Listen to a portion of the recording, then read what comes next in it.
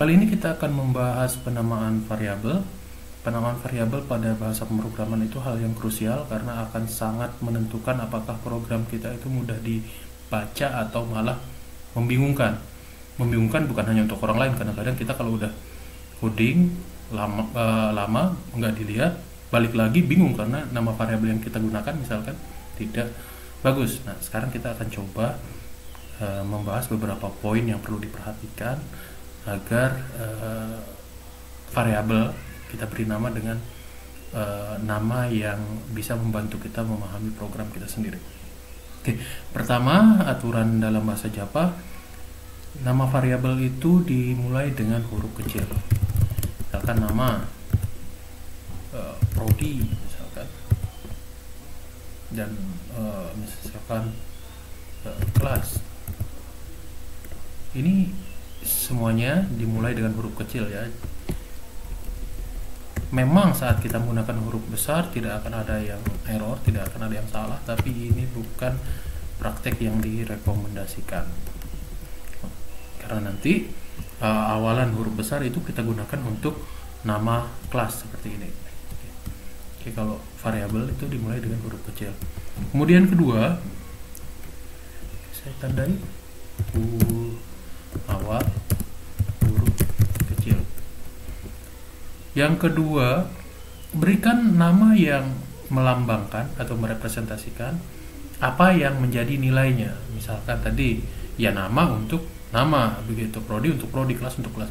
Hindari memberikan nama variabel yang tidak langsung memberikan bayangan maknanya apa, isinya apa gitu. Misalkan X, tapi kemudian kita isi dengan golongan darah, ya gunakan golongan darah saja, atau disingkat sedikit nggak apa-apa, yang penting orang masih ngerti, jadi gol darah begitu. Jadi penamaan sesuai isi variabel. Kemudian ketiga itu camel case, ini sebenarnya sudah dicontohkan.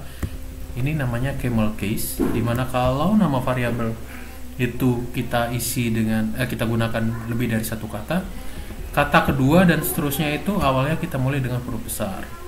Kita kasih contoh yang lebih panjang, misalkan in jumlah mata kuliah,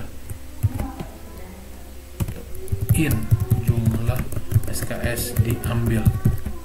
Perhatikan bahwa kedua variabel ini terdiri atas 3 kata dan menggunakan konsep tadi camel case. Camel itu artinya unta. Nah, ini disebut camel case karena setiap pergantian kata diawali lagi dengan huruf besar dan kelihatan seolah-olah seperti naik turun punuk unta ya. Jadi ini camel case. Tetap yang awalnya tetap pakai huruf kecil, tapi kata kedua dan seterusnya itu dimulai dengan huruf besar. Kalau ada akronim ya tetap huruf besar juga. Nah, ini yang disebut camel case. Manfaatnya apa?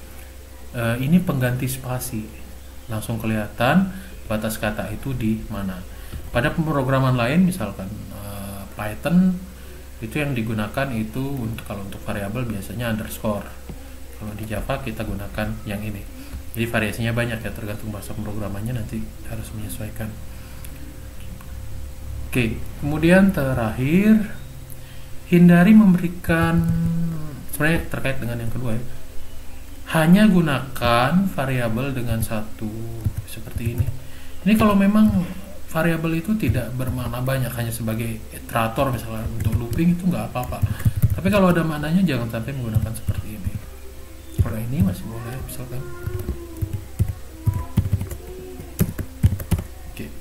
Ini boleh, kenapa? Karena ya kepakainya di sini doang.